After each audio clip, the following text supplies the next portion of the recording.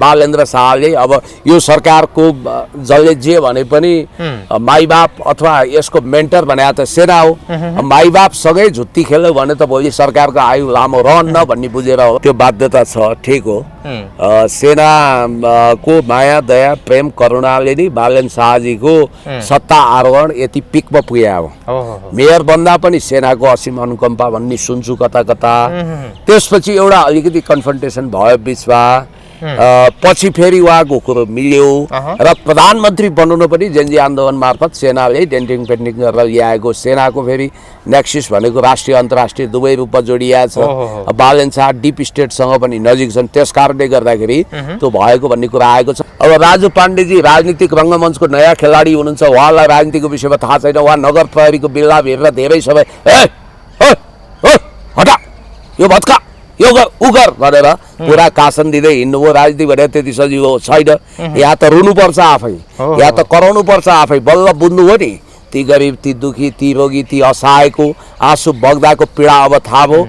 अब मैले सुनेको त उहाँ रोएको भने चाहिँ वास्तवमा कहीँ पे नजर कहीँ पे निशाना भने जस्तो के उहाँ रोएको शीर्षक चाहिँ बालेन्द्र शाहजीले मेरो नाम लिएर नहिँड्नु, झगडा नगर्नु, जथाभावी नगर्नु भने अरे है। अब मिडियामा त्यही आएको छ। पछिल्लो समय बालेन्द्रको ढोका उहाँको निम्ति सदाको लागि बन्द भएको बालेन्द्र शाहको बन्द भयो। अनि रविको च्याम्बरतिर बाक्लै आवत जावत गरेको पनि सुनिन्छ। पुण्य गौतमलाई सबैजनाले पढनदास भनेर चिनेका थिए। आज पुण्य गौतमको त्यो हातमा चाहिँ किताब देखिरहेको छु। वास्तवमा के हो यो? पढ्नलाई भ्याइ नभ्याइ हो कि के हो पुण्य गौतम सर तपाईँको यो? म पढ्छु पनि लेख्छु पनि। हजुर, म 3 in 1 हो। बोल्छु पनि, पढ्छु पनि, लेख्छु पनि। यसको मतलब म वन्स अपन अ टाइम कुनै समय सक्रिय र सशक्त लेखक थिएँ भन्ने कुरो आज अधवैँसी हुँदै गरेका त्यतिखेरका युवाहरूलाई थाहा छ। तपाईँहरू त अलि पछि हुर्किनु हो। तपाईँहरू हुर्किरहँदा मेरो युट्युब, टिकटक, फेसबुक, टेलिभिजनमा हेरेर हुर्किनु हो र अहिले इन्टरभ्यू लिएर आइरहनु भएको छ। तपाईँले सायद मलाई पहिलोचोटि युट्युबमै देख्नुभयो, टेलिभिजनमै देख्नुभयो। तर म 2050 को दशकदेखि कलम चलाउँथेँ। अझ ठोस रूपमा भन्नुपर्दा सानै हुँदा अर्थात् 2046 सालमा रूपचन्द विष्ट हाम्रो गाउँठाउँमा आउँदा मैले नेता शीर्षकको कविता लेखेका थिएँ, जो अहिले पनि मैले कटिङको रूपमा राखेका छु। अनि 2048 सालमा सोनाम माटोको गीत गाउँछ भन्ने कविता लेखे बापत म फर्स्ट भएको थिएँ कविता प्रतियोगितामा। र त्यसपछि मैले औपचारिक रूपमा पोलिटिकल आर्टिकल चाहिँ 51-52 सालदेखि सुरु गरेँ। 51-52 साल हो, 51-52 साल हामी जन्मिनुभन्दा अगाडि हो। तपाईँ नोस्टाल्जिक हुनुभयो, फ्ल्यासब्याकमा जानुभयो। स्टेफेन हकिङ्सले परिकल्पना गरेको टाइम मेसिनमा बसेर पुराना दिनहरूमा फर्किनुहोस्। म त्यतिखेर तपाईँ त मेरो घरमा पनि जानुभएको छ, मेरो रिसर्च आर्टिकलहरू पढ्नु भएको छ। मैले 2056 साल चैत 13 गते म जन्मिएकै दिन कान्तिपुरमा पहिलोचोटि आफ्नो आर्टिकल प्रकाशित गराएँ। अहिले बहुचर्चित किशोर श्रेष्ठजी, युट्युबर होइन कि हाम्रो पत्रकार, उहाँको अखबार जनआस्थामा त म 55-56 सालमा भूमिगत हुँदा माओवादीमा हुँदा हुलाकबाट पठाएर आर्टिकल छाप्थेँ। अनि त्यसपछि घट्टा र विचार, जनआस्था, विमर्श, हिमाल, नेपाल, कान्तिपुर, समाचार पत्र, अन्नपूर्ण पोस्ट समाचार पत्र, केमा छैन र मेरो आर्टिकल। त्यतिखेर अहिले जसरी युट्युबमा यत्र तत्र सर्वत्र पुण्य गौतम भन्छन् नि, त्यतिखेर हप्तामा 7 दिन हुन्थ्यो। कहिलेकाहीँ त 7वटा आर्टिकल निस्किन्थ्यो मेरो। 7वटा दिनमा 3टा पनि निस्किन्थ्यो। र यो चाहिँ मैले त्यतिखेर लेखेको। त्यतिखेरदेखि अहिलेसम्म विश्व राजनीतिको आँखी ज्यालबाट नेपाल निहाल्दा। अलिकति यो टाइटल मोडिफाई हुन बाँकी छ। यसको एडिटिङ, ग्राफिक डिजाइनको काम अलिकति बाँकी छ। यसको तपाईँले आफैले लेख्नु बाँकी हो। मेरो किताब हो यो, करिब करिब तपाईँको 500 पेज जति हुन्छ। यसमा अब विश्व राजनीतिमा निरन्तर बढिरहेको शक्ति राष्ट्रहरूको प्रतिस्पर्धा, विचारधाराको द्वन्द्व, आर्थिक स्वार्थ, कूटनीतिक चालबीचमा विश्व व्यवस्था गठन विघटन आदि इत्यादिको विषय छ। पहिलो विश्वयुद्ध, दोस्रो विश्वयुद्धको बारेमा डिटेल्स छ र थर्ड वर्ल्ड वार नहोस् भनेर कामना पनि गरिएको छ। न्यू ग्लोबल अर्डर अर्थात् नयाँ विश्व व्यवस्था, ब्रिक्सको विषयमा, साङ्घाई कोअपरेसन अर्गनाइजेसनको विषयमा, अनि तपाईँको अहिले इन्डो पेसिफिक स्ट्राटेजी भने के हो त्यो थाहा छैन धेरैलाई, त्यसको विषयमा छ। एसिया पेसिफिकको विषयमा मैले इन्टरप्रिटेसन गरेको छु। न्यू सिल्क रोडको विषयमा छ। विश्व राजनेता अब सी जिनपिङ भ्लादिमिर पुटिनदेखि अब क्लासिकल नेताहरू माओ त्से-तुङको विषय, गान्धीको विषय, लेनिनको विषयमा इन्टरप्रिटेसन गरेको छु। त्यसै बायोग्राफिकल स्केच उतारेको छु। त्यसै गरी imperial counter offensive in Latin America त्यो छ, सेलाकको विषयमा छ। त्यसै गरी सोशलिस्ट मोड अफ प्रोडक्सनको विषयमा छ, अन्तर्राष्ट्रिय कम्युनिस्ट आन्दोलनको विषयमा त 20 भागसम्म मैले सिरियल आर्टिकललाई लेखेको छु। यो अन्तर्वार्ता दिइरहेको हुन्छन्, बोलिरहेको हुन्छन् सामाजिक सञ्जालमा, कतिखेर भ्याइन्छ हो त्यो किताब लेख्नलाई? पुण्य गौतमलाई त धेरैले वक्ताको रूपमा मात्रै चिनेको थिए, पुण्य गौतम लेखक पनि हो। अब होइन, लेखक थियो, लेख्न भयो, रहन्छ। म मूलभूत मेरो परिचय लेखक नै हो, राजनीतिकमा छु र मैले भएका जानेका कुरा, मेरो केही पोएट्रिक सेन्सका कविताहरू पनि यसमा समावेश गरेको छु। र तपाईँलाई यति कुरो भने मैले अघि नै भन्दै थिएँ, नियो लिबरलिजम अर्थात् नव उदारवाद, पोस्ट मोडर्निजम अर्थात् उत्तर आधुनिकतावाद, ग्लोबल फाइनेन्सियल क्राइसिस अर्थात् विश्व आर्थिक सङ्कटको विषयमा, अनि त्यसपछि फिलोसोफिकल ढङ्गले मार्क्सवाद, लेनिनवाद, फायरबाख सबैको विषयमा मैले समेटेको छु। र यो किताब तपाईँले यहाँ Socialism, the matter of great significance, Hugo Chavez, the firebrand revolutionary icon, आदि इत्यादि, Why the mouse won't talk, युद्धकालमा यसरी अङ्ग्रेजी नेपाली दुवैको कलेक्सन छ हो। मैले यो लेखेको आर्टिकल्सहरू र यो किताब चाहिँ अहिले धेरै कुरा नखोलो, अझ यो धेरै अझ मैले त्यसपछि चाहिँ केही साथीको सुझाव अनुसार मैले यो कलेक्टिभ वर्क्सको रूपमा, जस्तो माओको, मार्क्सको, लेनिनको भयो जस्तै एउटा ऱ्यान्डम बुकको रूपमा निकाल्न खोजेको। केही साथीले के सुझाव दिनुभयो भने, होइन तपाईँले अहिले चाहिँ कन्टेम्पोरेरी नेपाल, समकालीन नेपालको विषयमा तपाईँले अलिकति केही लेख्नुपर्छ भनेपछि मलाई समस्या के छ भने 2 साल अगाडि, 2 वर्ष अगाडि मेरो टाउकोमा ठुलो प्रहार भयो। 1.5 वर्ष अगाडि मैले कलम समातेर लेख्न, अलि लामो लेखन गर्न मिल्दैन। त्यसकारण अब हुनसक्छ टेप रेकर्डबाटै उतारेर पनि, जस्तो जेनजी पछिको नेपालमा 3 जना व्यक्तिहरूको विषयमा स्पेसल प्रोफाइल बनाउँदैछु।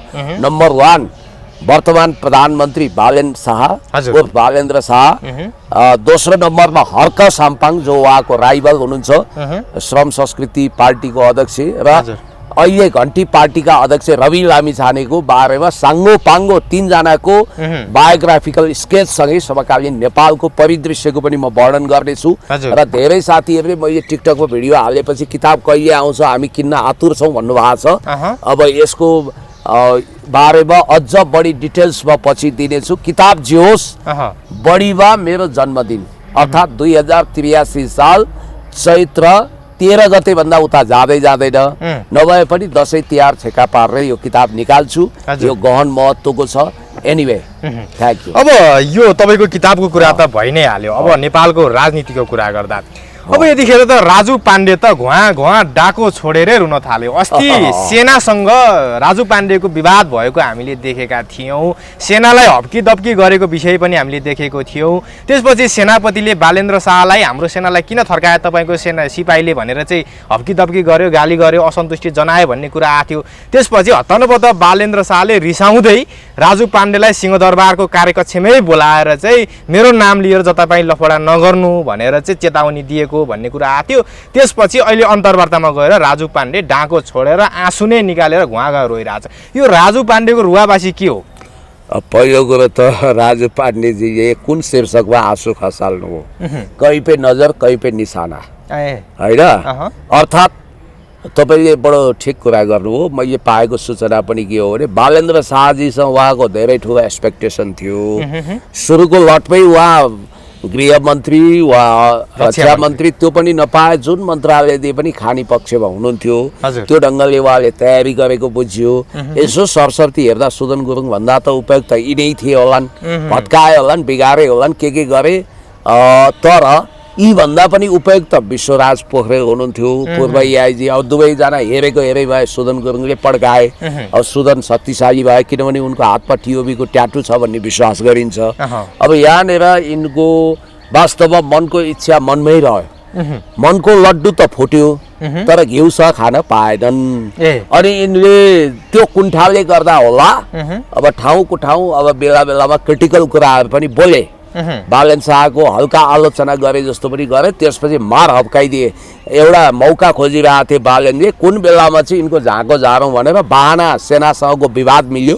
उनले गोकर्ण मेरै घरभन्दा अलिकति माथि जङ्गल गएर सेनासँग अनावश्यक रूपमा खुनखुत्रो गरेर बाज गरिसकेपछि त्यही बाहनामा चाहिँ चट्ट उनलाई त्यहाँनिर के अरे बालेन्द्र शाहले अब यो सरकारको जसले जे भने पनि माइबाप अथवा यसको मेन्टर भनेको त सेना हो। माइबाप सँगै झुत्ती खेल्यो भने त भोलि सरकारको आयु लामो रहन्न भन्ने बुझेर होला। सेनाको कुरामा चाहिँ अलिकति त्यस्तै छ क्या, सेनासँग जसले पंगा लियो त्यो मान्छे खतम भएर गएको सिद्धिएको उदाहरणहरू छ। जस्तो प्रचण्डले प्रधानमन्त्री भाला सेनापति हटाउन खोज्दा आफ्नै कुर्सी गएको थियो। त्यस कारणले बालेन शाहले सेनालाई त बिच्काउन चाहँदैन नि त, सेनाले जे भन्यो त्यही मान्न चाहन्छन्। अस्ति सेनापतिले भेटेर बालेन शाहलाई हप्काएको थर्काएको भन्ने कुरा आयो क्या, त्यस कारणले बालेन शाहलाई पनि त बाध्यता छ नि त। त्यो बाध्यता छ, ठिक हो। सेनाको माया दया प्रेम करुणाले नै बालेन शाहजीको सत्ता आरोहण यति पिकमा पुग्यो हो। मेयर बन्दा पनि सेनाको असीम अनुकम्पा भन्ने सुन्छु कता कता।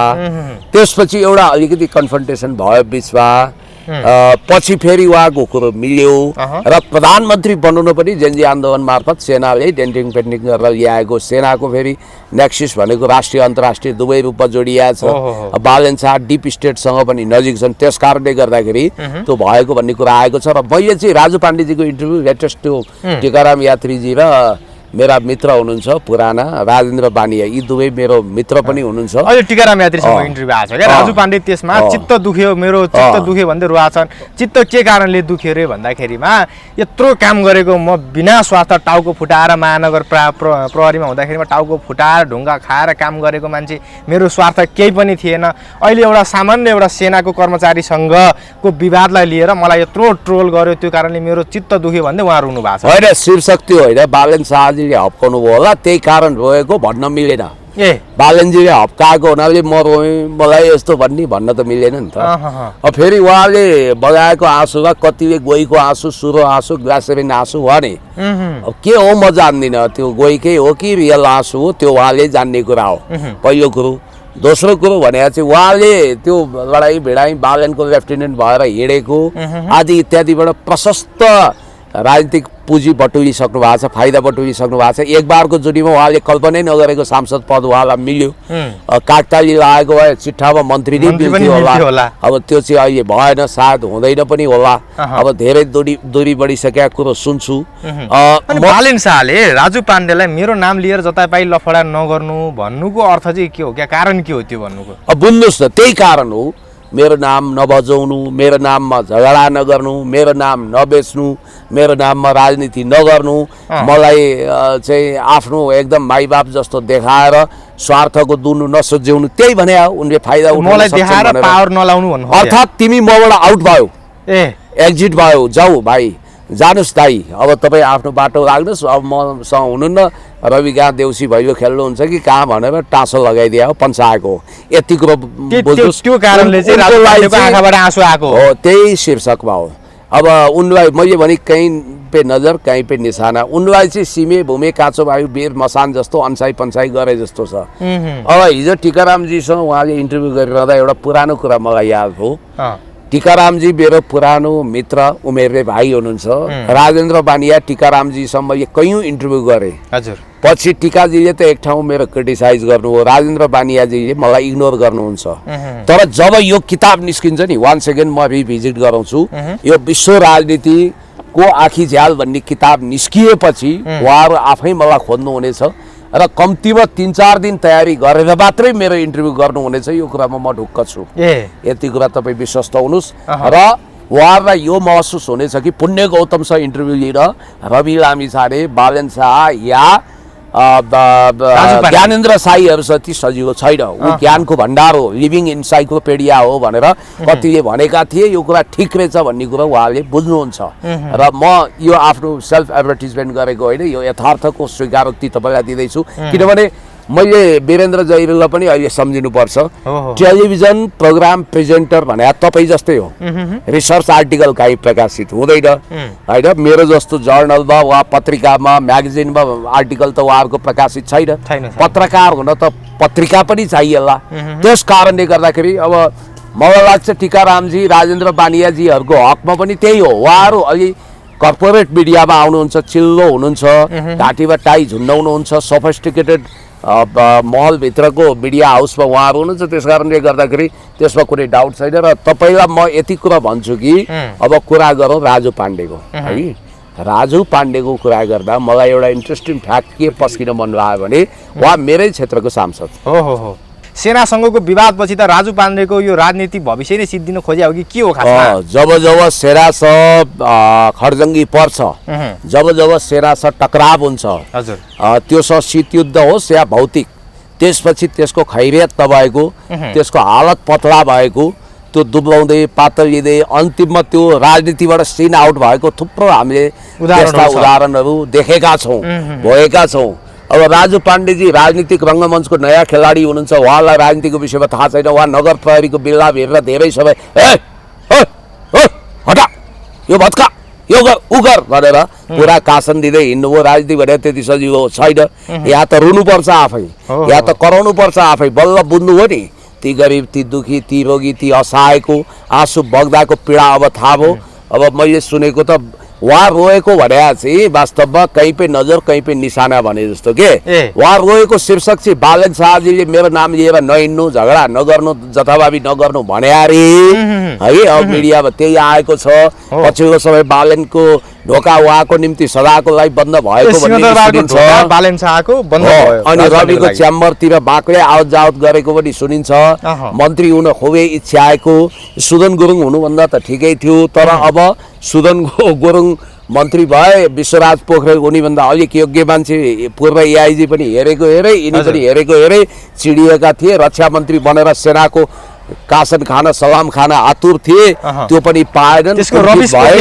हो, त्यसको आवेग आक्रोश चाहिँ त्यो आँसुको रूपमा व्यक्त भएको भन्ने कुरा आएको छ। त्यो उसमा टिकारामजीको कार्यक्रममा रोएका छन्। सेनासँगको दुश्मनी विवाद चाहिँ यिनलाई बहुत भारी र महँगो परेको बुझिन्छ। अब राजु पाण्डेको त्यो रुवाईलाई लिएर चाहिँ अहिले धेरैले टिका टिप्पणी आलोचना गरिराखेका छन्। कतिपयले जस्तो महानगर पुलिसमा हुँदाखेरिमा हप्काई दप्काई गर्ने, गरिबहरूलाई उठाउने, लखेट्ने, सुकुम्बासी बस्तीमा डोजर लिएर जाने त्यस्ता कठोर दिल भएका व्यक्ति अहिले आफूलाई पर्दाखेरिमा चाहिँ कसरी आँखाबाट आँसु चुहियो, गरिबको दुःखमा चाहिँ आँसु नचुहिने, अनि कसैले यो ट्रोल गरेको भरमा चाहिँ आँसु चुहिने भनेर चाहिँ अहिले मान्छेहरूले त्यो कुराले आलोचना पनि गरिराखेका छन्। उनलाई कसैले हप्कायो भन्दै के अरे उनी वास्तवमा आफूले के गरे, यो गरे, त्यो गरे, यहाँ भयो त्यहाँ भयो, यत्रो योगदान गरे, हिजो बालन शाहजीको लेफ्टिनेन्ट भएर यो गरी त्यो गरी भन्ने सम्झिएर विगतका कुरा सम्झिएर भावुक भएको होइन कि।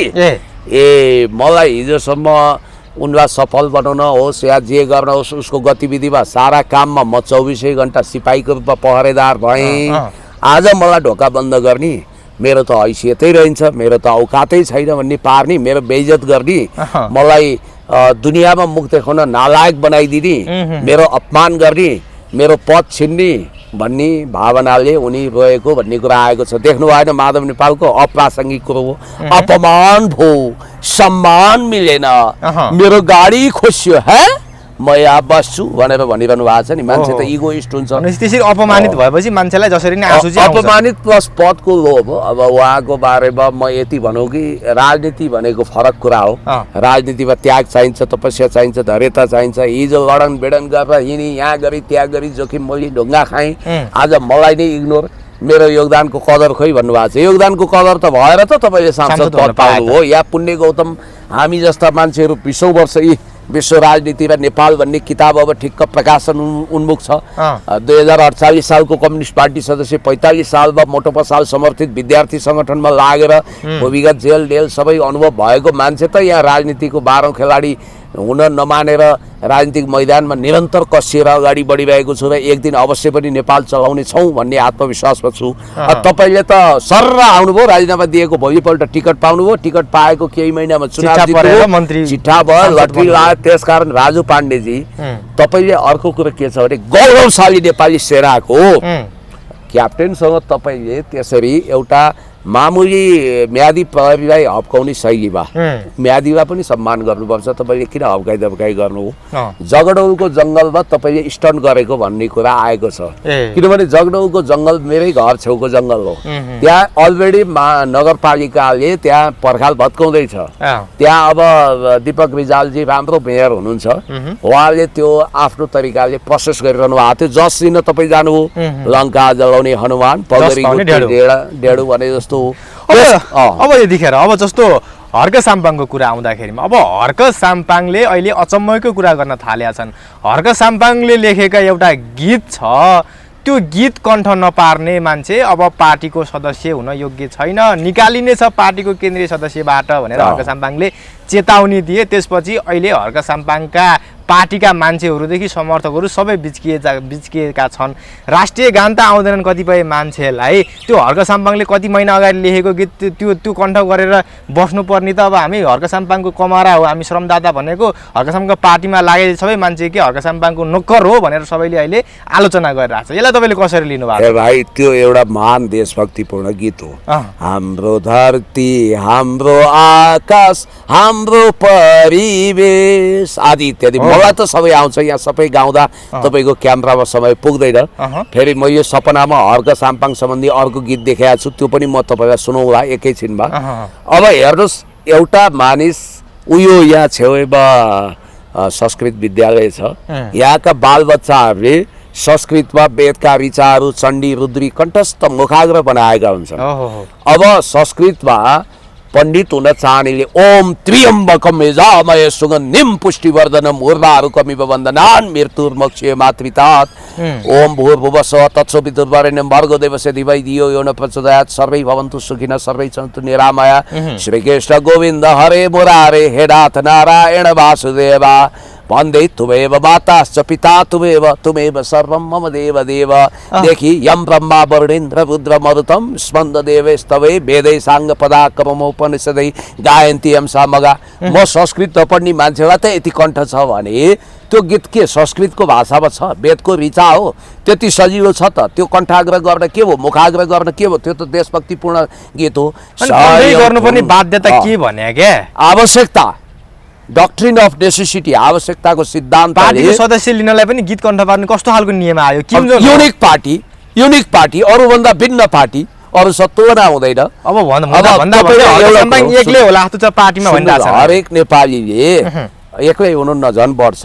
अब त्यहाँ त उहाँले वरिष्ठ श्रमदाता भन्नुहुन्छ, वरिष्ठ नेतादेखि उपाध्यक्ष महासचिव सबलाई लाइभ गरेर त्यो गीत कण्ठस्थ सुनाउन लगाउँदै हुनुहुन्छ अरे। मैले पाएको इन्फर्मेसन झुटो होइन भने त्यसलाई लाइभ गर्दै हुनुहुन्छ। जो फेल भयो तिनीहरू आउट। अनि यो के रियालिटी शोको अडिसन हो र भने? हैन, अब उहाँले हर्क साम्पाङको पार्टी रियालिटी शोको अडिसन जस्तो भयो। गीत कण्ठ भएर रियालिटी शो इन्टरटेनमेन्टमा मात्रै गरिँदैन, राजनीतिकमा पनि गरिन्छ भन्ने कुरोको एउटा उदाहरण भएन। एउटा संसारकै Guinness book of the world रेकर्डमा नाम लेखाउन योग्य पार्टी भनेर हामीले बुझ्नुपर्ने हुन्छ। तपाईँको मेरो छोरो अहिले सानो छ, बच्चा छ, उसलाई सबै कुरा थाहा छ। अब जस्तो प्रदीप कुमार राई उर्फ व्याकुल माइलाले रचेको त्यो राष्ट्रिय गान उसलाई सबै थाहा छ। सय थुङ्गा फुलका हामी एउटै माला नेपाली सार्वभौम भई फैलिएको मेची महाकाली, यो सबै गाउन सक्छ एउटा बच्चाले भने। त्यत्तिकै सजिलो गीत हो। हाम्रो धरती, हाम्रो आकाश, हाम्रो परिवेश, यो गाउन सकिँदैन। कुन गाह्रो? यो त राष्ट्रियताले ओतप्रोत भएको गीत हो, गाउनुपर्छ। अब मैले हेर्नुहोस् अस्ति सपना देखेँ है, अब सपना त हो, यसो हेरेको त त्यहाँ त अब वरिष्ठ श्रमदाता सुदन किरातीदेखि लोकनाथ चुडाल्दीदेखि आरएनजीसम्म समीर तामाङ जम्मै एउटा गीत पो गाउँदै रहेछन्। फेरि मेरो दिमाग चाहिँ आफूले आफ्नै दिमागलाई मैले कम्प्युटर जस्तो छोरा भन्नु हुँदैन, टक्कै म सपना सम्झिन्छु। उठेर त्यही लाइन मैले कोरेँ। ठ्याक्कै के देखाएर छु भने पिटी परेड जस्तो एकदम महत्त्वका साथ हर्क गान सुरु भएको रहेछ। हर्कको गुणगान हर्कज्यूको भजन भन्दा पनि हुन्छ। र यो हर्कजीको भजन पनि आइसक्यो होइन, भजन देवताको हुन्छ भने देवतुल्य भगवान त्यो पार्टीको लागि उहाँ देवतुल्य व्यक्ति हो, उहाँ प्राधिकार हो। त्यसकारण उहाँलाई त आरती उतारे पनि हुन्छ त्यो पार्टीका नेता कार्यकर्ताले। हर्क साम्पाङलाई आरती उतारे पनि हुन्छ त्यो पार्टीका नेता कार्यकर्ताले। र म के भन्छु भने हर्क महात्म्यको बारेमा त्यहाँ हरेकलाई थाहा हुनुपर्छ। त्यो मूलतः हर्क क्लबबाट, फ्यान क्लबबाट विस्तारित भएको हो। र हर्क साम्पाङज्यू त्यो पार्टीको प्राधिकार हो। तपाईँलाई थाहा छैन युद्धकालमा जन्म भयो, महामानवको जन्म भयो, प्रचण्डको जन्म भयो भन्ने गीतै थियो त। यही हो व्यक्तिलाई भगवान बनाएको कारणले त नेपालको राजनीति बिग्रियो। अरे त्यो पार्टीको सुन्नु, त्यो पार्टीको अरू पार्टीको लागि भनिन, त्यो पार्टीको लागि democratic people's republic of Korea, DPRK Korea Kim जस्तै हो। तपाईलाई मेरो सपनाको गीत के सुन्नु पर्यो? हजुरको गीत सुनाउँ न। ल यसलाई चस्कै खोली। मैले ठ्याक्कै सम्झेर कोरिहालेँ के सपनामा देखेको। हजुर अब मेरो गला राम्रो छैन, बोरा च्यातिए जस्तो छ। फेरि यहाँ ट्रोल बनाउलान्। हर्क हर्क हर्क हर्क हर्क हर्क हर्क हर्क हर्क हर्क हर्क हर्क हर्क हर्क सबैजना श्रमजीवी हर्कतिर फर्क। हर्कलाई हेप्नेहरू खसौला नर्क, हर्कलाई हेप्नेहरू खसौला नर्क। सबैको ध्यान खिच्न सफल हर्कको तर्क। भन्नुहुन्छ प्रधानमन्त्री हुन्छु छिट्टै पर्ख, भन्नुहुन्छ प्रधानमन्त्री हुन्छु छिट्टै पर्ख। हर्क हर्क हर्क हर्क हर्क हर्क हर्क हर्क हर्क हर्क हर्क हर्क हर्क हर्क सबैजना श्रमजीवी हर्कतिर फर्क। हर्कलाई हेप्नेहरू खसौला नर्क, सबको ध्यान खिच्न सफल हर्कको तर्क। भन्नुहुन्छ प्रधानमन्त्री छिट्टै हुन्छु पर्ख। यही गीत मैले हर्क हर्क हर्क हर्क हर्क हर्क हर्क यही गीत मैले ठ्याक्कै यही भावमा गाएको सुने। अब दामी छ छैन तपाईँहरूले जजमेन्ट गर्नुहोस्। म गाएको होइन, जे सपना देखेको छ्याङ्गै त्यही भन्नु। हर्क साम्पाङलाई दिनुभयो यो गीत छैन। अब यो उहाँले सुन्नुहुन्छ होला, तपाईँले काटेर राखिदिनुहोस् भिडियो छुट्टै, टिकटकमा काटिदिनुहोस्, सबैतिर काटिदिनुहोस्, उहाँले अवश्य हेर्नु होला। अब फेरि यो गीत पनि हनुमान चालिसा होइन, मैले जे सपना देखाए त्यो भने हो। फेरि यो गीत मन परेर हर्क साम्पाङले यो गीतलाई पनि श्रमदाताहरूलाई कण्ठ पार्न लगाउला होइन। उहाँले ट्र्याकमा आफै है सुनौ है मेरो मित्र पुण्यजीले सपना देखेको गीत भनेर गाइदिन सक्नुहुन्छ। यसको अन्तरा विस्तारित गर्नुपर्छ भने म पनि मद्दत गरौँला यसलाई फुल टेक्स्टको रूपमा। उहाँले हाम्रो धरती हाम्रो आकाश भन्दा यही गीत राम्रो छ नि। होइन होइन, त्यो झन् विशिष्ट हो, त्यसको तुलना यो नगरौँ। यो मेरो सपनाको गीत हो, उहाँको विपनाको गीत, उहाँको देशभक्तिको गीत हो, तपाईँको व्यक्ति केन्द्रित गीत हो। होइन होइन, अब यही देखेँ त मैले के गरेँ, यही सपना चाहिँ उहाँहरूको सारा श्रमदाताले सपनामा यही गीत गाएको ट्वाक्कै देखेँ। अब हर्क साम्पाङको कुरा गर्दा हर्क साम्पाङ अहिले निकै आलोचित बनिएको छ पछिल्लो समयमा। हर्क साम्पाङलाई एकजना पत्रकार वीरेन्द्र जैरू भन्नेले धोती खोल्ने गरी गाली गर्नुभयो, आरोप लगाउनु भयो, क्रिस्चियन पनि भन्नुभयो, ढुङ्गा बोक्ने पनि भन्नुभयो, जिन्दगीभर प्रधानमन्त्री बन्न नसक्ने जस्तो खालको यस्तो अनेक गिन्ती आरोप लगाएर विरोध गरिसकेपछि हर्क साम्पाङ पनि रिसले चुर हुँदै उहाँलाई जवाफ फर्काएर तेरो पत्रकारिता नै बन्द गरिदिन्छु भन्ने सम्मको चेतावनी धम्कीसम्म दिइसक्नु भएको छ। यो विवाद के हो? वीरेन्द्र जैरू र हर्क साम्पाङको विवाद के हो खासमा? पहिलो कुरो त हर्क साम्पाङ धोती नै लगाउनुहुन्न, त्यसकारण कसैले धोती खोल्नै सक्दैन, पहिलो कुरो है। दोस्रो, हर्क साम्पाङज्यूसँग जुन ढङ्गको असान्दर्भिक विवाद झिकेर लामलाइटमा आउन वीरेन्द्र जैरूजीले चाहनु हो भनेर मैले ठ्याक्कै यही आरोप त लगाउँदिनँ, तर भन्नेहरूको पनि कमी छैन। पहिलो कुरो, वीरेन्द्र जैरूजी तपाईँलाई मैले चिनेको भनेको तपाईँलाई न्युज 24 रवि लामिछानेजीको उत्तराधिकारी भएपछि राम्रोसँग पहिचान गरेको हुँ। तपाईँमा रवि लामिछाने जस्तै उफ्री बोल्ने, मोनिटर हेरेर बेर्नु निस्किने गरी बोल्ने कुरामा कला छ, तपाईँमा महारत छ, म यो माने। अब फेरि अर्को कुरो के छ भने मलाई एकजना पश्चिमतिरको साथीले भन्नुहुन्थ्यो, हेर्नुहोस् नेपालमा शिल्पी दलित समुदायमा तगडा व्यक्तिहरू छन्, खगेन्द्र सुनार, उहाँलाई खगेन्द्र पनि मन पर्दो रहेछ। अनि त्यसपछि हाम्रो वीरेन्द्र जैरूजी, आहुतिजी, उहाँहरू एकदम प्रतिभा हो, आफ्नो किसिमको प्रतिभा सबैसँग छ, तर उहाँहरूसँग विशिष्ट प्रतिभा छ। अब आहुतिको तुलना त उहाँहरूसँग गर्नु हुँदैन। वीरेन्द्र जैरू पनि सङ्घर्ष गरेर दुःख गरेर त्यो क्षेत्रसम्म मिडियाको ल्यामलाइटमा चम्किएको एउटा शिल्पी दलित समुदायको व्यक्ति हो। वीरेन्द्र जैरू दलित समुदायको मान्छे हो र जातको कुरा गरे होइन के उहाँले जे भनेको होइन अहिले कन्फ्युजन छ क्या धेरैलाई वीरेन्द्र जैरू भन्ने कुन समुदाय कुन जातको मान्छे हो भनेर गुगल सर्च गर्दा थाहा खोजिरहेछन्। वास्तवमा त तपाईँलाई थाहा छ भनिदिनुहोस् त वीरेन्द्र जैरू भन्ने कुन जातको मान्छे हो? होइन त्यो मलाई बाहुन हो कि के हो? होइन गुगल सर्च गर्नुहोस् न शिल्पी समुदायको हो। ए शिल्पी समुदायकै हो? दलित पनि भन्न चाहन्न त्यही देखाउँछ गुगलले। अब मलाई उहाँको सुदूरपश्चिम पश्चिमकै साथीले यो कुरा भन्नुभयो। अब होला उहाँले हेर्नुहोस् पढाइ युवा नै हुनुहुन्छ, ब्याचलर पढ्दै हुनु होला अथवा सिद्धाउनु होला, के गर्नुभयो त्यो मलाई थाहा भएन होइन। र उहाँ तगडै हो, जिब्रो फड्कारिने क्षमता भएको। फेरि यो पछिल्लो समय रवि लामिछानेले नेपाली पत्रकारितामा पुलिसकारिताको कुख्यात आयाम थपे।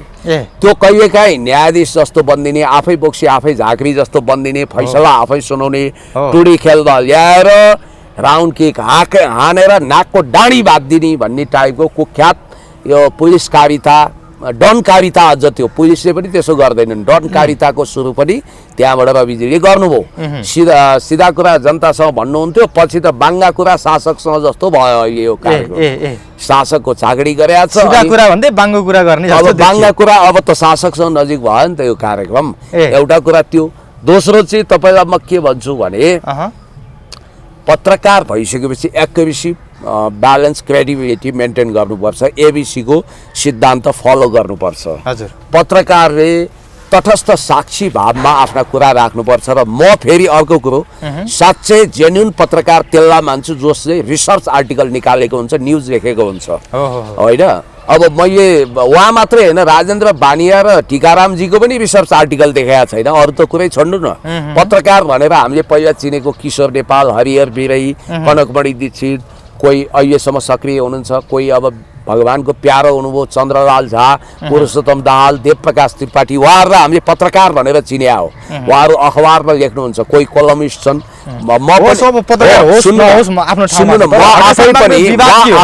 भन्दैछु, म आफै पनि नेसनल समावेशी भन्ने म्यागजिन र एउटा साप्ताहिक पनि निस्किन्थ्यो, त्यसको सम्पादक हो। अब विवादको चुरो चाहिँ के हो भने उहाँले हर्क साम्पाङलाई रोस्ट गर्नुभयो, कतिपय कुरा सङ्गीन आरोप लगाउनुभयो। चर्चा योग्य मान्छे होइन भनिदिनु, टिप्पणी गर्न लायक मान्छे होइन भने टिप्पणी किन गरे उहाँलाई नै प्रति प्रश्न। तपाईँले कुनै दिन पुण्य गौतमलाई त यसरी भन्न सक्नुहुन्न, कोही एउटा न्यू कमरलाई यो मान्छे इन्टरभ्यू लिन लायकै होइन भनिदिनु भने किन इन्टरभ्यू लिनुभयो भन्ने नैतिक प्रश्न तपाईँलाई अवश्य तेर्सिन्छ। तर तपाईँ त्यति कृतज्ञ बेइमानी हुनुहुन्न, यो आई नो भेरी वेल, मलाई राम्रो छ, थाहा छ। अब टिप्पणी गर्न लायक होइन भन्नुहुन्छ, टिप्पणी एक होइन अर्को एपिसोडमा पनि गर्नुहुन्छ।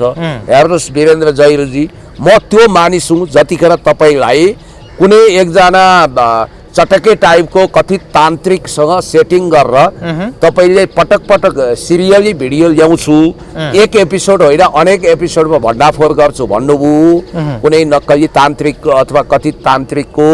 तर त्यो तान्त्रिक झाँक्रीको पछि भिडियो नल्याएपछि तपाईँलाई मान्छेले सेटिङ गर्यो भन्ने झुटो आरोप लगाए। नगद नारायणको कारोबार गरेको झुटो आरोप अफवाह फैलाउँदा सबभन्दा बढी एग्रेसिभली खण्डन गर्ने मान्छे म हो। खबरदार वीरेन्द्र जैरू भाइलाई यसो नभनौँ भन्ने पनि मै हो। तर आज तपाईँलाई जुन ढङ्गले अहिले तपाईँले वक्तव्यबाजी गर्नुभयो, तपाईँ यस्तो लाग्थ्यो कि तपाईँको नाम बिर्सिने हो भने त्यो रासोपाको प्रोपोगेन्डा डिपार्टमेन्टको मेम्बरले आफ्नो प्राइभेट च्यानलबाट बान्ता ओखलिरहेको छ। हर्क साम्पाङले वीरेन्द्र जैरूलाई पैसा खाएर समाचार मेरो विरुद्धमा लेखेको भन्ने आरोप लगाउनु, त्यो वास्तविक हुन सक्छ? त्यो मलाई थाहा छैन, थाहा नभएको कुरा गर्नु हुँदैन। आई डोन्ट नो होइन, त्यो उहाँलाई तथ्य भए प्रमाण भए पुष्टि गर्नुहुन्छ अथवा के छ छैन भने उहाँले नि त्यो त्यसको जवाफ दिने कुरा हो। अब जहाँसम्म मलाई लाग्छ वीरेन्द्र जैरूजी, अब यो एकाथरी चाहिँ पहिला पनि टेलिभिजनमा भनौँ न प्रोग्राम मार्फत रवि लामिछानेजीहरूलाई त्यो आरोप लाग्थ्यो, दुर्गा प्रसाईले चाहिँ प्रेम बानिया र रवि लामिछानेहरूले मसँग 6 लाख रुपियाँ हो कि 5 लाख रुपियाँ लिएर गए मलाई धम्क्यायो भनेर त्यत्रो मिडिया प्रोपोगन्डा गरेको प्रेम बानिया र रविले उजुरी पनि हाल्न सकेनन्, महानानी पनि गर्न सकेनन् नि त। महानानीमा केस ठोक्न सकेनन् नि। अब मौनम स्वीकृति लक्षणम जस्तो हो कि क्या हो भन्नेहरू पनि छन्। अहिले पनि प्रेम बानियालाई भेट्यो भने त्यही प्रश्न राख्छन् रे, के तपाईँले दुर्गा प्रसाद सर रवि लामिछानेको इसारामा गएर त्यो प्रोग्राम सिधा कुरा जनतासँगको लागि वा न्युज 24 को लागि पैसा बुझ्या हो भनेर उहाँलाई डिसरेस्पेक्ट गर्छन् भन्ने मैले सुनेको छु। अब एउटा कुरो चाहिँ म तपाईँलाई के भन्छु भने नेपालको पत्रकारिताले आफ्नो ट्र्याक गुमायो। नेपालको पत्रकारिता क्षुद्रकारितामा गयो। नेपालको पत्रकारिता अखबार हुँदा पर्चाकारितामा अहिले चाहिँ गोयल शैलीको स्याल भुइँयामा तब्दिल भयो, अनुवाद भयो। यो कुरा बहुत डरमर्दो कुरा हो। पत्रकारितामा साक्षी भावमा, तटस्थ भावमा, न्युट्रल गियरमा हुनुपर्छ। अब यो पाखा गर्नु हुँदैन। साम्पाङ र वीरेन्द्र जैरूको यो विवाद कहाँ गएर रोकिएला त? थाहा छैन। अब थामिने नामै लिँदैन। एउटा तुफान, एउटा आवारा तुफान आदिको रूपमा एकले अर्कालाई खोइलाउने भुत्लाउने कुरा भइरहेको छ।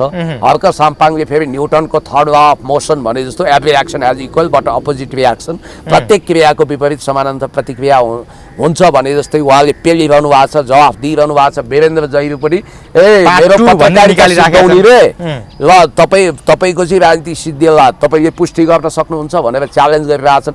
लिनु नि त, मेरो इन्टरभ्यू लिनु भनेर 5 चोटि भन्नुभयो अरे।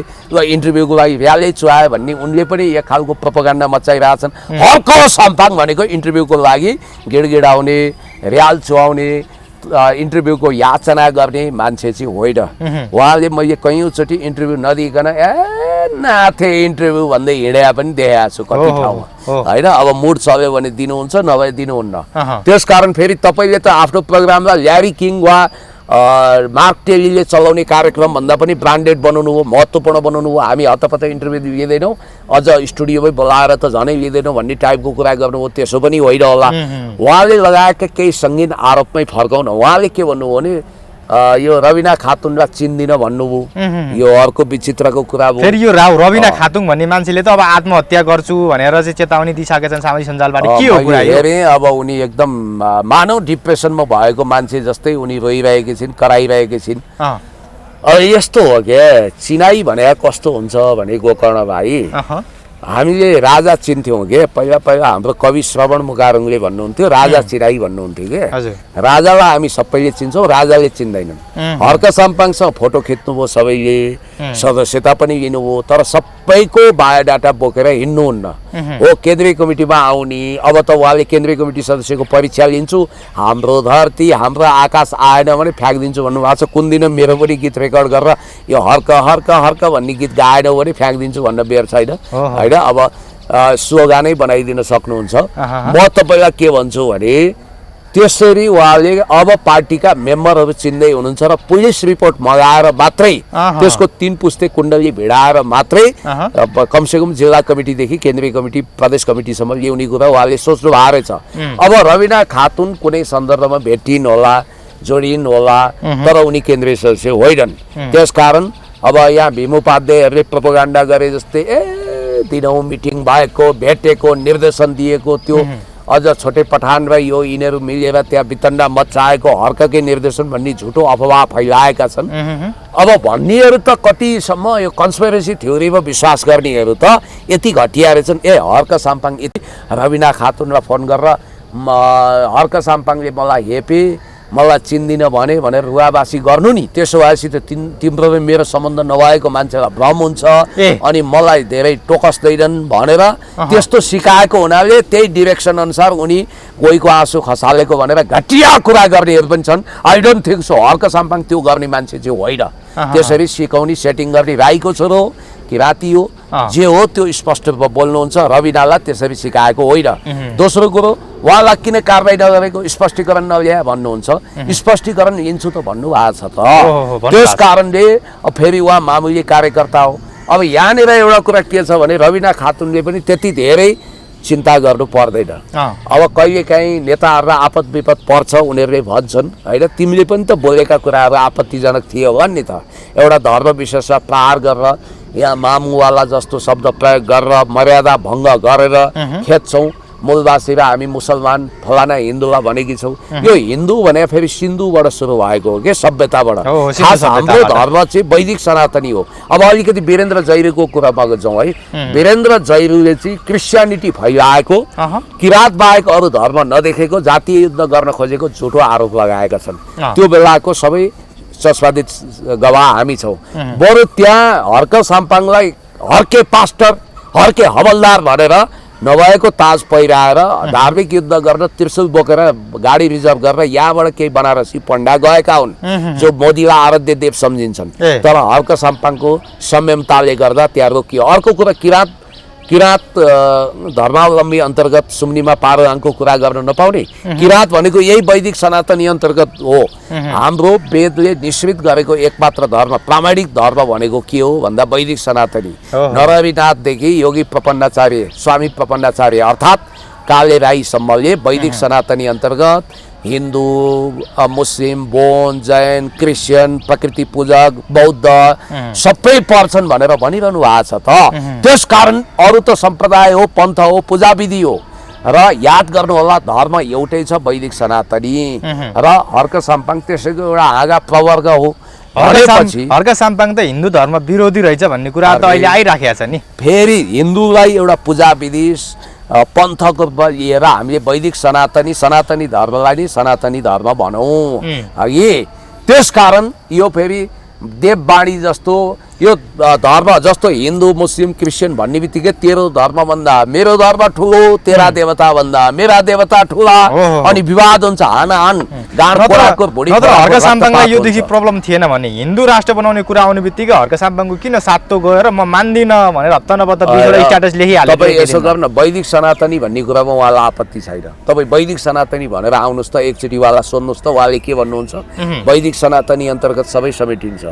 यो सम्प्रदाय निरपेक्ष नै ठिक छ भनेर उहाँको तर्क छ त। होइन, अब उहाँ संविधान मान्नुहुन्छ होला नि त, उहाँलाई मान्न पाइयो नि त। उहाँले म मान्छु भन्न पाइयो नि। उहाँले अर्को कुरो के छ ए बाबा, त्यो त बालन शाहकै मत हो। अस्ति देख्नु भएन, सिके राउतहरूलाई बोलाएर डिनर खुवाउनु भयो, अनि त्यसपछि अमरेश कुमार सिंहहरूले पनि भेट पाउनु भएछ। राजेन्द्र महतो, रामकुमार शर्मा सबै जाँदाखेरि मधेसवादी दलका नेता, उहाँले थोरै सिपी मैनाली अनि उसलाई भेट्नु भएको छ। देशभक्त नेताहरू चित्रबहादुर कसलाई भेट्नुभयो? UNPO, unrepresentative nations and peoples organization, युएनपिओमा मधेस भन्ने कुख्यात मध्य देश दर्ता गरेका सिके राउत, जसले युगोस्लाभियाबाट बोस्निया हर्जगोभिना, कोसोभो टुक्राए जस्तै त्यो देशलाई टुक्राउने कुत्सित मनसाय राख्छन्, ती मान्छेलाई भेट्नुभयो। अनि महान नेपाली सेनालाई विघटन गर्नुपर्छ भन्ने फिरङ्गी भन्ने बडा महाराज पृथ्वीनारायण शाह जो युनिफायर किङ हुनुहुन्छ, जर्मन बिस्मार्कप्रति धन्य, मङ्गोलियामा निरङ्कुश क्रूर शासक भए पनि चङ्गेज खानलाई सल्युट गर्छ युनिफायर किङको रूपमा। नेपालमा पृथ्वीनारायण शाहको फोटो राख्दा यिनीलाई किन चिटचिट पसिना आयो? नेपालबाट मधेस अलग ल्याउँछु भन्ने त्यही सिके राउत, रवि र बालनले पटक पटक भेट्ने, डिनर खुवाउने, कार्यक्रममा बोल्न दिने किन गरिरहेछन्? सिपी मैनालीलाई बोलाउँदैनन्, चित्रबहादुरलाई बोलाउँदैनन्। बालन शाहको यो सरकारमा पनि जस्तो बालन शाहले चाहिँ तिनीहरूलाई बेटा बोलाएर म हिन्दू धर्म खारेज गर्ने पक्षमा छैन, संहिता खारेज गर्ने पक्षमा छैन, राजा ल्याउने पक्षमा छैन भनिदिने।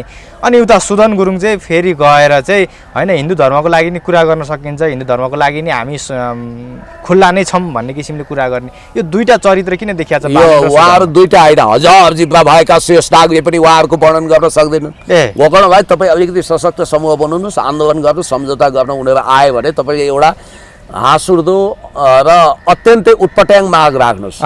मेरो पहिलो माग के छ भने बेलुनभित्र हात्ती हालिनुपर्छ भन्नुहोस्। ठिक छ, यो विषयमा छलफल चल्ला। अहिले अमेरिकातिर त्यो हात्ती हाल्न मिल्ने बेलुन बनाया होला। हामी त्यस विषयमा प्रधानमन्त्रीज्यूसँग छलफल गरेर तपाईँलाई जानकारी दिलाउँछु भन्छन्। यताबाट टेलिफोन गर्दा हुन्छ सहमति गरिदिनु, त्यो सहमति कार्यान्वयन गर्ने होइन, डस्टबिनमा फ्याँकिदिने हो, छाग्नामा फ्याँकिदिने हो, घाममा सुकाइदिने हो, उधारो सहमति गरेर आउनुहोस् भन्छन्। नगदमा गर्नु पर्यो सहमति। त्यहाँ त्यो तत्काल हिंसा रोक्नको लागि, हिंसा पनि किन भयो? बिहारमा चुनाव आउँदैछ, मोदीलाई चिटचिट पसिना आइरहेछ। हिन्दुइजम, हिन्दूको मसिहा बनेर नेपालमा मुसलमानद्वारा हिन्दू असुरक्षित भयो भन्ने भाव भावना जगाएर दोहोरो नागरिकता लिएर बोर्डरमा लाखौं मान्छे बसेका छन्, रोटी वाला सम्बन्ध छ। ओ हमारा मोदी भाई जो है ना उसका मत डालो बीजेपी को, वो हिन्दू का मसी आए भनेर त्यो भोट बैंक कब्जा गर्न या नेपालमा सेना भित्राउन, नेपालमा बहुसंख्यक हिन्दूमाथि दमन भयो, हिन्दू असुरक्षित भयो भनेर भारतले अनि माइनोरिटीमा रहेका मुस्लिम र क्रिस्चियनहरू अब असुरक्षित भयो भनेर डिप स्टेटले नेपालमा सेना खसाल्न खोजिरहेछ। अमेरिकनहरूले संयुक्त राष्ट्रसङ्घ अन्तर्गत योभन्दा अगाडि पनि अनमिन बनेर UN को कभरमा अमेरिकी युरोपियन सेना नेपालमा आएको थियो। त्यतिखेर गिरिजा प्रसाद कोइराला यिनै प्रचण्ड केपी ओलीकोहरूको सुझबुझको कारण, सर्वदलीय सहमतिको कारण करेन ल्यान्डग्रिन हुनुहुन्थ्यो अन्तिममा, पहिला इयान मार्टिन मिसन प्रमुख हुनुहुन्थ्यो, उहाँहरू फर्किन मान्नु भएको थिएन, गलकट्टु भएर अरब भएर बस्नु भएको थियो। पछि राष्ट्रिय सहमति गरेर त्यतिखेर संयुक्त राष्ट्रसङ्घीय अनमिनको नाउँमा भित्रिएको सेना त्यतिखेर फिर्ता गराइएको थियो। अब दुर्गा प्रसाद त कराइरहेछन्, 15औं दलाई लामा घोषणा गर्न मकवानपुरमा ठुलो गुम्बा हतियार सहितको आदि इत्यादि भनिरहेछन्। तपाईँलाई एउटा कुरो भन्छु, डिप स्टेटले पनि नेपालमा सेना खसाल्नको निम्ति एउटा कज बनाउनु पर्छ। त्यो कारणले गर्दा उनीहरू सेना खसाल्न आतुर भए जस्तो देखिन्छ। र अब जहाँसम्म सहमतिको कुरा छ, हेर्नुहोस् यो प्रचण्ड पथका यात्रीहरू जुनसुकै ठाउँमा जतिखेर पनि सहमति गर्छन्। भोलि यस्तो स्थिति नआओस् कि कुनै साइकलले कोहरा हान्यो भने या गृहमन्त्री नै चाहिन्छ सम्झौता गर्न भन्दा उहाँ दौडेर एउटा 1000 को कोहराको लागि सम्झौता गर्न 1 लाख को प्लेन चार्टर गरेर प्लेन आते जाते होटल पिएसओ गरेर लाख 2 लाख खर्च गरेर सिरा सप्तरी जानु नपरोस्, पश्चिम धाउनु नपरोस्। त्यसकारण जहाँ पनि गृहमन्त्री हवलदारले ढकढकाउने ढोका ढकढकाउने काम पनि उहाँले जिम्मा लिने, त्यसकारण यो गलत नजिर बसेको छ। र अहिले हिन्दूहरू त्यो हिन्दू सम्राट सेना जस विरुद्ध हर्क साम्पाङले उजुरी पनि दिनुभएको छ, संसदमा पनि बोल्नु भएको छ, त्यो चाहिँ उनीहरूको प्राइभेट सेना रहेछ। यिनीहरू कस्ता भने तपाईँ संहितावादी हुनुहुन्छ, तपाईँलाई फुर्क बनाइदिने हो नि, संहिता त हाम्रो आत्मा हो भन्ने, दायाँ गर्दैनौ भन्ने, अर्कोलाई भेट्यो ए संहिता घामै छैन नेपालमा भन्ने, जो भेट्यो त्यही बन्दिने भनेपछि गङ्गा आए गङ्गादास, जमुना आए जमुनादास। इनफ्याक्ट बालेनको मनको कुरा, रविको मनको कुरा त रविले महाधिवेशनमा गरे संहिता धर्मनिरपेक्षता गणतन्त्रभन्दा तलमाथि हुँदै हुँदैन भनेर माओवादी 2 भएको भनक दिए। यता बालेन साहबले मधेसवादी सेना अरूलाई भेटेन नि त, संहिता विरोधीमा अहिलेसम्म भेटेका छन्। 1 लाख हस्ताक्षर 1 करोड हस्ताक्षर गर्छु भनेर ढुक्रिनेहरूलाई बालेनले सिंहदरबारको गेटमा पनि इन्ट्री दिएका छैनन्। तर यो देशमा संहिता धर्मनिरपेक्षता गणतन्त्र स्ट्रङ बनाउनु पर्छ भन्नेहरूलाई उनले घोषित रूपमै 2-4 चोटि भेटिसके, पटक गरेर दर्जनौं चोटि भेटिसकेका छन्। यसबाट हिजो पूर्व राजालाई गर्दै नगरेको गल्ती बापत दुर्गा प्रसादको आन्दोलन भनेर उनले जरिवाना गरेर बिल पठाएर सोभिता गौतम मार्फत संघीयता धर्मनिरपेक्षता गणतन्त्र विरुद्ध सैन्य वा गैर सैन्य गतिविधि गर्नेलाई उही नेपाली ब्रो हत्यारा सरह 25 वर्ष जेल थुन्ने गरी कानुन ड्राफ्ट गर्दैछन् भनेर देश सञ्चार भन्ने युवराज घिमिरेको मिडियामा न्युजै आएको थियो। अब यतिखेर फेरि यो बालेन शाह र रवि लामिछानेको भित्रभित्रै शीत युद्ध चलेको भन्ने कुरा आइराखेको छ। बालेन शाहको निर्देशनमा रवि लामिछाने, सोनिम वाग्ले, शिशिर खनालहरूमाथि चाहिँ सुरक्षा संयन्त्रको निगरानी बढाएको भन्ने कुरा आछ, जासुसहरू खटाएको भन्ने कुरा आछ, सेनालेसम्म निगरानी गरिरहेछ रवि लामिछानेको भन्ने कुरा आछ। यो एकाएक रवि लामिछानेप्रति बालेन शाहको विश्वास हट्नुको कारण चाहिँ के हो? रवि लामिछाने त्यसपछि यो कुण्डली मण्डली विरुद्ध विपक्षी दलका नेता विरुद्ध जासुस खटाए जस्तै राज्यका इन्टेलिजेन्स र आफ्ना गुमस्ताहरूलाई परिचालन बालेन र उनको इर्दागिर्दका कुमार बेन्जीहरूले गर्दैनन् भनेर म ग्यारेन्टी लिन सक्दिनँ। बालेनजी यसरी रहस्यमय जेम्स बोन्डको मुभीको सिन जस्तो अथवा आर्थर कानन डायलको उपन्यास सर्लक होम्सका पात्र जस्तै आफ्ना स्पाईहरू परिचालन गर्न माहिर छन् भन्ने मैले सुनेको छु। उनको खास शक्ति भनेकै आन्तरिक शक्ति हो जो उनले परिचालन गर्छन्। रविको 24 घण्टे सूचना निगरानी गरेर सूचना त सायद उनको इन्टेलिजेन्सले दिएको होला। अनि अर्को त्यही भएर सायद रवि लामिछानेहरू असुरक्षित बोध गरेका छन्। दीपक बोहराको पनि पुरा निगरानी गरेको भन्ने कुरा आएको छ। अब उनीहरूलाई यस्तो सूचना पनि प्राप्त भएको छ रे भन्ने मैले सुने। यिनीहरू चाहिँ सरकारको नाउँमा कतै उठ्तीपुर्ती त गर्दैनन्, असुली धन्दा त गर्दैनन्, यिनीहरूले कुछ त कमाउने काम त गर्दैनन्, हाम्रो नाम बेचेर त हिँड्दैनन्, हामीलाई ढाल्ने कोसिस त गर्दैनन् भनेर यिनीहरूले अनेक किसिमको स्पाई इन्टेलिजेन्स प्रयोग गरेको हुन सक्छन्। त्यही भएर यो त प्रश्न हो नि, रविले पाए बालनलाई कराप झ्याप बनाउने एक गाँस बनाएर सत्ताबाट हटाउने अस्तिको गोली काण्डको मौका छोपेर यो सरकारले औचित्यता गुमाइसकेको टाइपले फायर खोल्न त आफ्नै महामन्त्री मार्फत विपिन आचार्य मार्फत रवि लागिसके त त्यस कारणले बालेन शाह रवि लामिछानेसँग डराएका छन्।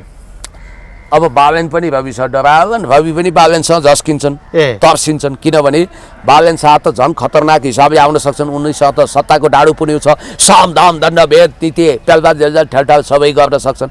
विपिन आचार्यको ताजा इन्टरभ्यू तपाईँले हेरिहाल्नु भने महामन्त्री रविको कोटरीको खास मान्छे उनले के भने यो गोलीकाण्डको मूल जिम्मेवारी प्रधानमन्त्री र गृहमन्त्रीले लिनुपर्छ भनेको भनेनन्। सरकार लगभग फेल भएको छ भन्ने सङ्केत दिए र उनले थपमा त्यो त रविको आत्मा बोलेको हो, त्यहाँ विपिनको मुख मात्रै हो, रविनको के अरे विपिनको मन मुख बोल्यो, रविको मन बोल्यो त्यहाँ। त्यसकारण रविले जुन कुरो उकुस पुकुस भएर प्रकट गर्न खोजेका छन् त्यही कुरो भन्न नसकेर घरि अमरेश सिंह मार्फत विस्फोटन गराउँछन्, घरि यिनी विपिनहरू रमेश प्रसाई मार्फत अभिव्यक्त गराउँछन्। त्यो आवाज रविकै हो।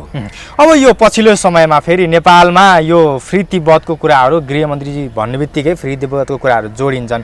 गृहमन्त्री सुदन गुरुङले नेपालमा फ्री तिब्बत सम्बन्धी कार्यक्रम गर्नको लागि जोडबल गरिरहेको भन्ने कुरा आएको छ, तर यहाँ धेरैको सल्लाह सुझाव र निर्देशनपछि चाहिँ अहिले चाहिँ ठ्याक्कै रद्द भएको त्यो कार्यक्रम भन्ने कुरा पनि आइराखेको छ। गृहमन्त्रीको यसरी फ्री तिब्बत गतिविधि या कार्यक्रमको लागि जोडबल हुनुको पछाडिको कारण के हो? अब अनुमान खबर लगायतका मिडियामा छताछुल्ल भयो त नेपालमा युरोपियन कतिपय कन्ट्रीले पनि साहस गर्न नसकिरहेको तिब्बत अध्ययन केन्द्रको नाउँमा तिब्बत सम्बन्धी विशद अध्ययन गर्ने भनेर अन्तर्राष्ट्रिय सम्मेलन यही भदौमा गर्दै थिए। त्यसको लागि जोडतोडका साथ जोरसोरका साथ तयारी चलिरहेको थियो।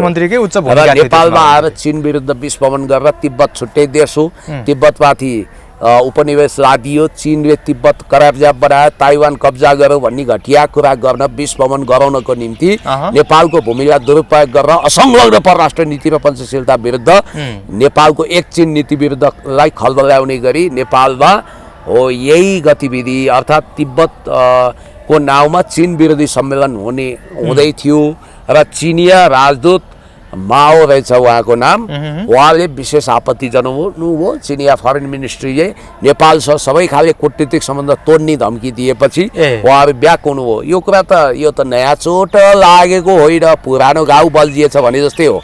बालेन शाह आफै मेयर हुँदाखेरि याद गर्नुहोस् है, आफै मेयर हुँदाखेरि उहाँले ठमेलमा चीनले गर्न खोजेको कार्यक्रमै रोकिदिनु भयो, उहाँले त्यो पर्मिसनै दिनु भएन। त्यसकारण अहिले पनि झापाको 2300 बिघा जमिन कमल गाउँपालिकाको 2300 बिघा जमिनले उहाँहरूलाई बोलाइरहेछ। खोइ हाम्रो कारखाना, खोइ चीनले स्थापना गर्न खोजेको कारखाना, हजारौं उद्योगहरू सञ्चालन भएर खरबौं रुपियाँ लगानी भएर नेपाललाई औद्योगिक रूपमा हराभरा बनाउन चीनले खोजेका थियो। उहाँहरू बिआरआई अन्तर्गत 20 खर्बको 5 वर्षे बहुवर्षीय योजनामा अनुदान पनि लिनुहुन्न, चीन विरुद्ध गतिविधि भइरहेको छ, रुसले दिएको अनुदान पनि लिनुहुन्न। उहाँहरूको चाल यस्तै छ, हामी यस्तै तौरी शैलीमा हिँडिरहनु भएको छ।